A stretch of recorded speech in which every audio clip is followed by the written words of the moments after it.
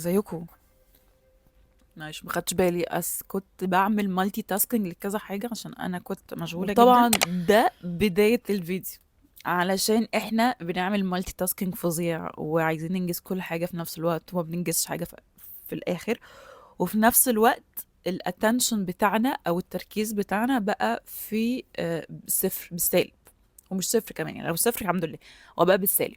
واكتشفت ان ده بسبب مينلي الموبايل، وان احنا ما بقيناش نقدر ان احنا نقعد دقيقتين على بعض من غير ما نمسك موبايلاتنا او اي تكنولوجي او اي حاجه فيها تكنولوجي حوالينا. فالفيديو ده علشان اي حد بيعاني من الموضوع ده، اي حد بيعاني من فكره ان هو they always ما بيعرفوش ينجزوا اي حاجه غير ان هو يبص في الموبايل، ما بيعرفوش يركزوا اكتر من 10 دقايق على بعض، مش عارفين يقروا، مش عارفين يخلصوا التاسكس اللي عندهم او البروجكتس اللي عندهم. فالفيديو ده عشانكم ازاي نرجع الاتنشن بتاعنا زي الاول، وده فكره الاتنشن دايت. لو اول مره تشوفوني، انا ميا رضوان، بعمل فيديوز على الكتب والصحه النفسيه والفيمينين انرجي والبيوتي وحاجات كتيره قوي. فلو اول مره تشوفوني تنسوش تعملوا سبسكرايب، لو تاني مره تشوفوني فويلكم باك. دول 5 أو 6 حاجات هنعملهم علشان نزود من الاتنشن بتاعنا او من التركيز بتاعنا، علشان احنا ما بقيناش نركز. احنا بقى جيل للاسف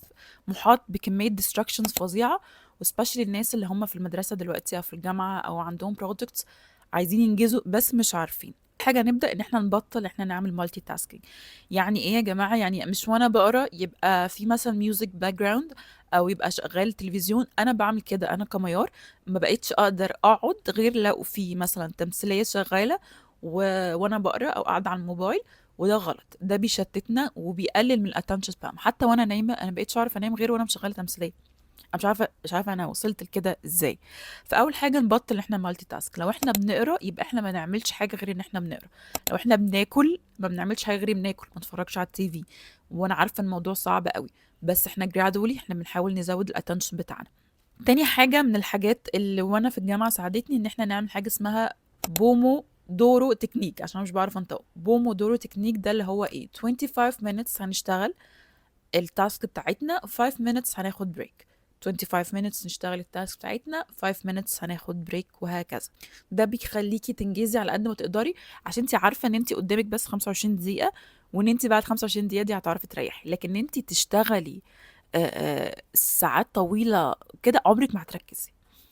بالذات الناس اللي هم ما بيعرفوش يركزوا زيي، اللي هو فكرة ان انا اقعد 3 4 ساعات قدام الكتاب. انا عارفة ان انا في التلات 4 ساعات دولت مش هاخد غير 10 دقايق. طب ما نظبطها بقى، ما نظبطها 25 دقيقة، 5 دقايق. نقلل الديجيتال ديستراكشن. اللي هو ايه؟ انت بتذاكري على اللابتوب، ليه معاكي موبايل؟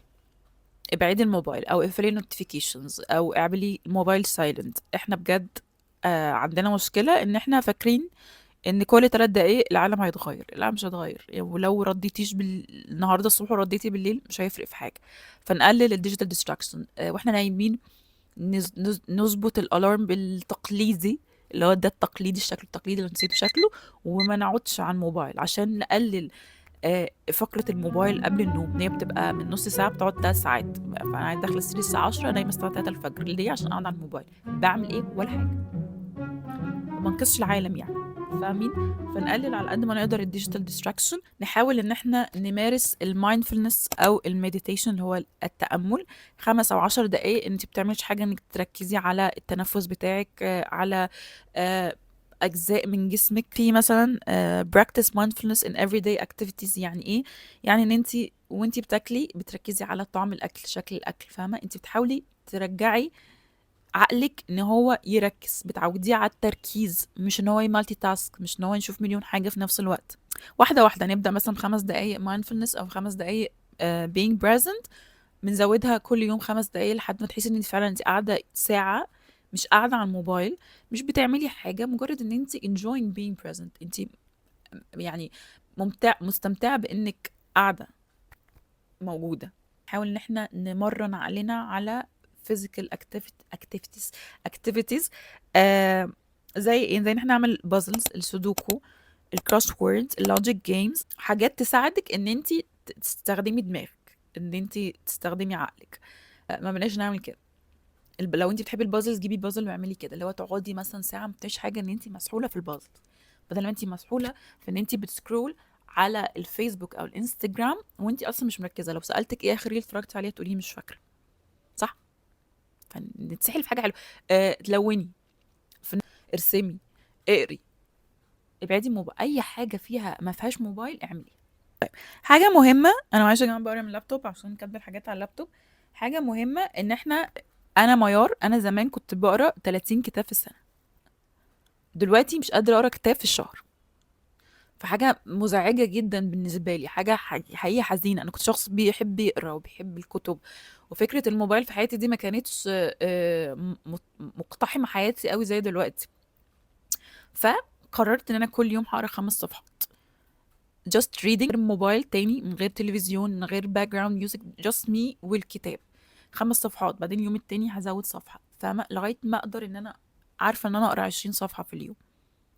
فبجد بحاول ان انا اعمل كده، بحاول اعمل كده، مش نقرا اللي هو الاي بوكس، الحاجات الديجيتال بوكس. انا ما بحبش اقرا على اجهزه، انا بحب الفيزيكال بوك، ان يبقى في كونتاكت كده بيني وما بين الكتاب. دلوقتي بقى خلاص خلصنا كل حاجه ممكن نقدر نعملها. في حاجه مهمه قوي، ان احنا الانفايرمنت اللي حواليا، شايفين الانفايرمنت دي وجسمي، تمام؟ لازم انا جسمي، انا مش عارفه اركز طول ما انا مش نايمه كويس، مش واكله كويس، مش بعمل رياضه، اللي هو الحاجه بقى اللي هي البيزك خالص بقى. احنا رجعنا لايه، اي بي سي دي. يعني واحده نايمه 5 ساعات طبيعي مش تركزي، طبيعي. نامي الاوبتيمال اللي هم من 7 ل 8 ساعات. كلي اكل صحي، من جانك فود. ما تقوليش انا النهارده اكلت فرايد تشيكن ومش عارفه ايه، بس مش عارفه ليه مش مركزه. ده مش اكل حبيبتي، ده مش اكل. كلي اكل صحي، اكل بتاع مامهاتنا. الاكل اللي بره ده اكتشفت ان هو غير ان هو بيقلل تركيزي وبيطلع لي حبوب، بيعمل لي مشاكل كتير قوي، وبيخسرني فلوس. يعني انا مش عارفه ايه المتعه وجلد الذات في ان انا اصرف فلوس في حاجه ما بتفيدنيش. وايه المتعه اللي هي 10 دقايق بتاعه الاكل، وبعد كده بقى بنهار بقى على قولوني وعلى وشي وعلى شعري وعلى تركيزي وعلى فلوسي. فليه؟ هنتمرن حتى لو هنتمشى علشان نزود البلاد فلو للدماغ، وده بيساعد ان هو نزود الميموري ونزود الاتنشن سبان. اي حاجه مسي حوالي، بصي الاوضه عامله ازاي، اتس فيري مسي، الاوضه فيري مسي، انا ما بعرفش اركز فبطلع بره. طب ما روق الاوضه، فاهمه؟ فالانفايرمنت اللي حوالينا لو هي فيها كلاترز كتيره قوي، لو هي فيها حاجات حاجات على الكرسي وحاجات على الترابيزه وحاجات على السرير، مش هتعرفي تركزي. فخلي البيئة اللي انت قاعدة فيها تكون بيئة مريحة للعين عشان تعرفي تركزي اكتر.